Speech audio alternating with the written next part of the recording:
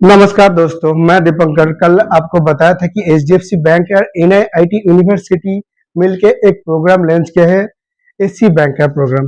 लेकिन आज इस वीडियो के माध्यम से बताएंगे कि एससी बैंक का प्रोग्राम क्या है और इस प्रोग्राम पे जुड़ने का क्या फायदा है। तो एससी बैंक का जो प्रोग्राम है, इस प्रोग्राम का इनिशिएट किया था एचडीएफसी बैंक ने। लेकिन इस प्रोग्राम के लिए स्टूडेंट को जो स्किल करेंगे वो करेंगे एनआईटी यूनिवर्सिटी। ये प्रोग्राम का ड्यूरेशन क्या है? इस प्रोग्राम का ड्यूरेशन है 45 डेज।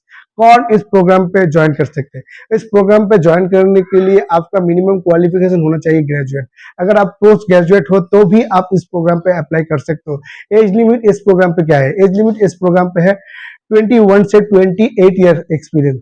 बेसिकली प्राइवेट बैंक में जो कोई भी प्रोग्राम के लिए 25 ईयर से ज्यादा कैंडिडेट को कंसिडर नहीं किया जाता है, लेकिन इस प्रोग्राम के लिए 28 ईयर्स एज की कैंडिडेट को भी कंसिडर किया गया है। इस प्रोग्राम पे और एक फायदा है, इस प्रोग्राम पे जो एक्सपीरियंस कैंडिडेट भी इस प्रोग्राम पे जुड़ सकते हैं। 3 साल का अगर आप 0 से 3 साल का अगर आप वर्किंग एक्सपीरियंस है तो भी आप इस प्रोग्राम पे जुड़ सकते हो। लेकिन आपको प्रोग्राम पे जुड़ने के टाइम आपको जो है रिलीविंग लेटर मैंडेटरी है। इस प्रोग्राम के लिए एलिजिबल कौन है? Graduate and post graduate. इस प्रोग्राम को अप्लाई कैसे करेंगे? इस प्रोग्राम को अप्लाई करने के लिए आपको एनआईआईटी का जो वेबसाइट है, वेबसाइट में जाके आपको अप्लाई करना पड़ेगा ऑनलाइन। ऑनलाइन में अप्लाई करने के बाद आपका एक असेसमेंट टेस्ट होगा ऑनलाइन। फिर अगर आप क्वालिफाई कर जाते हो तो आपको जो है बैंक और एचडीएफसी बैंक एनआईटी की तरफ से एक मतलब कॉन्फर्मेशन लेटर दे दिया जाएगा। कॉन्फर्मेशन लेटर देने के बाद जो है 10,000 रुपये प्लस जीएसटी देके आपको जो है रजिस्ट्रेशन करना पड़ेगा। फिर जो है आपको जो है ट्रेनिंग से पहले इस प्रोग्राम का जो टोटल फी है 1,50,000 प्लस जीएसटी, मतलब 1,77,000 टोटल आपको पेमेंट करना पड़ेगा। इस प्रोग्राम के टाइम आपको स्टाइपेंड क्या दिया जाएगा? इस प्रोग्राम के टाइम पे आपको स्टाइपेंड दिया जाएगा 7,500 रुपीज। इस प्रोग्राम के लिए अगर आपको कोई भी अलग से डिटेल्स जानना है तो आपको कहाँ जाना पड़ेगा? डिटेल्स जानने के लिए आप एनआईटी का यूनिवर्सिटी का जो वेबसाइट है, उस वेबसाइट में आपको जाके वहां पे एक टोल फ्री नंबर दिया गया है। नहीं तो मेरा एक पहला वीडियो इस प्रोग्राम के लिए अलग से, उस वीडियो में मैंने मेंशन किया हूँ। इस प्रोग्राम के लिए जो ये पैसा लिया गया है 1,77,000 रुपये, ये कहाँ पे खर्चा किया जाएगा? इस प्रोग्राम के लिए जो पैसा आपके लिए लिया गया है ये खर्चा किया जाएगा आपका जो ट्रैवल, मतलब घर से जाने का बंदोबस्त भी जो है एनआईटी यूनिवर्सिटी करेंगे। और उसके बाद आपका वहाँ पे खाने का बंदोबस्त, वहाँ पे रहने का बंदोबस्त, वहाँ पे बोर्डिंग मतलब ट्रेनिंग के जाने के टाइम आने जाने का जो किराए का बंदोबस्त शो करेंगे एनआईआईटी यूनिवर्सिटी, इसलिए ये चार्जेस लिया गया है। लेकिन क्या इतना पैसा खर्चा होता है 45 डेज के लिए? तो उसका आंसर है नहीं। तो बाकी पैसा कहाँ पे जाता है? बाकी पैसा जाता है इस प्रोग्राम के लिए जो कंपनी का जो अलग से एक खर्चा भी तो है ना, फूड अलाउंस, रहने का अलाउंस के बाद जो इस प्रोग्राम के लिए जो टीचर या कंपनी ने जो मतलब अरेंजमेंट किया है, अरेंजमेंट के लिए तो कंपनी का एक मतलब खर्चा भी तो होता है ना, क्योंकि इतने सारे बच्चे को जब ट्रेनिंग करेंगे तो उसके लिए तो अच्छा टीचर भी उनको लाना पड़ता है। तो इसीलिए जो है बाकी खर्चा जो है अरेंजमेंट के लिए मतलब किया गया है। तो इस प्रोग्राम पे जुड़ने का क्या फायदा? इस प्रोग्राम पे जुड़ने का फायदा यही है कि अगर आप ग्रेजुएट होके कोई भी प्राइवेट बैंक में अप्लाई करने जाएंगे तो कम से कम आपको 2 साल का एक्सपीरियंस मांगता है। नहीं तो मैक्सिमम टाइम आपको क्या होता है, अगर आपको कासा में भी कंसिडर करेगा, कोई भी पोस्ट में कंसिडर करेगा 14 से 15, हाईएस्ट आपका 20,000 से ज़्यादा सैलरी नहीं होगा।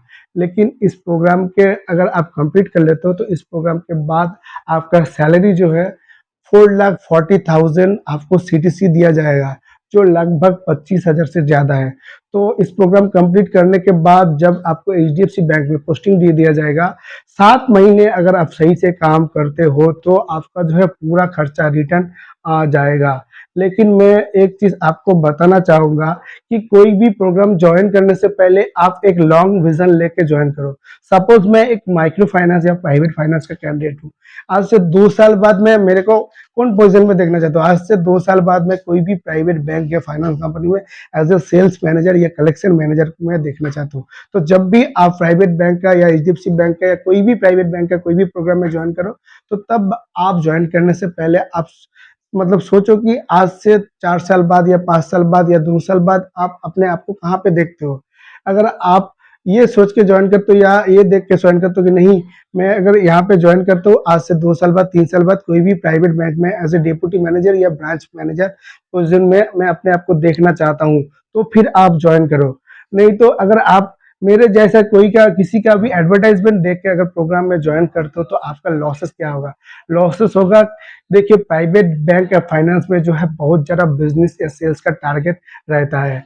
अगर आप सही से टारगेट कंप्लीट कर लेते हो तो कोई दिक्कत नहीं होगा, लेकिन टारगेट अगर नहीं होता है तो आपको बार-बार कॉन कॉल अटेंड करना पड़ेगा, कॉन कॉल में आंसर देना पड़ेगा।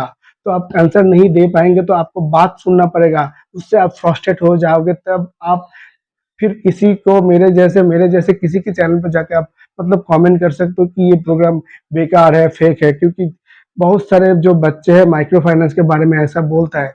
तो इसीलिए मैं आपको बताना चाहता हूँ कि अगर आपके पास विज़न लॉन्ग है, अगर आप अपने आप को अच्छा पोज़ीशन में देखना चाहते हो, क्योंकि इस प्रोग्राम कंप्लीट करने के बाद इस प्रोग्राम का टैगलाइन है work in graduate and work out as a assistant manager. इस प्रोग्राम का टैगलाइन है, अगर आप ग्रेजुएट होके ज्वाइन करो, लेकिन जब यहाँ से लिख लेंगे असिस्टेंट मैनेजर का टैगलाइन लेके लिख लेंगे। और अगर आपको इस प्रोग्राम कंप्लीट करने के बाद एचडीएफसी बैंक में 1 साल काम करने के बाद आपको पसंद नहीं आया, तो आपका क्या पैसा लॉस हो जाएगा? नहीं, लॉसेस नहीं होगा, क्योंकि आपका जो एक्सपीरियंस है, इस एक्सपीरियंस लेके आप दूसरा बैंक में डिप्टी मैनेजर या सेल्स मैनेजर के लिए अप्लाई कर सकते हो। और आपके साथ एक एक्सपीरियंस सर्टिफिकेट होगा, आपके साथ जो है कोर्स का भी सर्टिफिकेट होगा, पैसा आपका जाया नहीं जाएगा। लेकिन मैं सिर्फ एक ही चीज़ आपको बार-बार बताऊँगा कि अगर आप ऐसे कॉस्टली प्रोग्राम पे जॉइन करते हो, तो आप लॉन्ग विज़न लेके जॉइन करो। फ़ायदा प्रोग्राम का क्या है? देखिए 45 डेज़ ट्रेनिंग होने के बाद आपको अलग से कोई बैंक का इंटर्नशिप नहीं करना पड़ेगा या ऑन जॉब ट्रेनिंग बैंक में नहीं करना पड़ेगा, डायरेक्ट बैंक में पोस्टिंग हो जाएगा और आपका डायरेक्ट जॉब शुरू हो जाएगा। इस प्रोग्राम के लिए कोई रेगुलर स्टूडेंट या रेगुलर अगर कोई जॉब कर रहा है तो इस प्रोग्राम पे ज्वाइन नहीं कर पाएंगे, वहाँ पे मेंशन किया गया है, ये चीज़ आप ध्यान दीजिएगा। एट ऑफ द एंड मैं एक ही चीज़ आपको बताना चाहूँगा कि लाइफ आपका डिसीजन आपका। मैं अच्छा साइड है इस प्रोग्राम का कि अगर आप लॉन्ग विजन लेके ज्वाइन करते हो तो फ्यूचर में आप अच्छे से अच्छा करियर में ग्रो कर पाओगे, अच्छे पोजीशन में जा पाओगे। लेकिन बुरा चीज़ ये है कि अगर आप इस प्रोग्राम पे ज्वाइन करने के बाद आपको जॉब अच्छा नहीं लगा तो क्या होगा? आपका पैसा लॉसेस होगा, आप फ्रस्ट्रेट हो जाओगे, क्योंकि ऐसे अगर मैं बेकार रहूँगा तो कोई दिक्कत नहीं है। लेकिन अचानक ग्रेजुएट करने के बाद किसी जगह पे मैंने 1.5-2 लाख खर्चा कर दिया, उसके बाद वहाँ से कोई रेवेन्यू जनरेट नहीं होता है, तो क्या है, आप जो है डिप्रेशन में भी जा सकते हो। तो ये डिसीजन लेने से पहले आपसे फैमिली, आपके दोस्त से पहले एक बार बातचीत करो, सबसे बातचीत करने के बाद अप्लाई कर लो, क्योंकि ये प्रोग्राम का अप्लाई करने का टाइम अभी तो चल रहा है, ये फर्स्ट बैच है, ज़्यादा दिन आपके पास टाइम नहीं है। अगर आपको डिसीजन बना लेते हो तो आप जाके ज्वाइन करो, और लाइफ आपका डिसीजन आपका। और इसी तरह की कंटेंट आप देखना चाहते हो तो आप प्लीज़ मेरे चैनल को लाइक, सब्सक्राइब, कमेंट करके शेयर कर दीजिएगा। इस वीडियो को ज़्यादा से ज़्यादा शेयर कीजिएगा। धन्यवाद।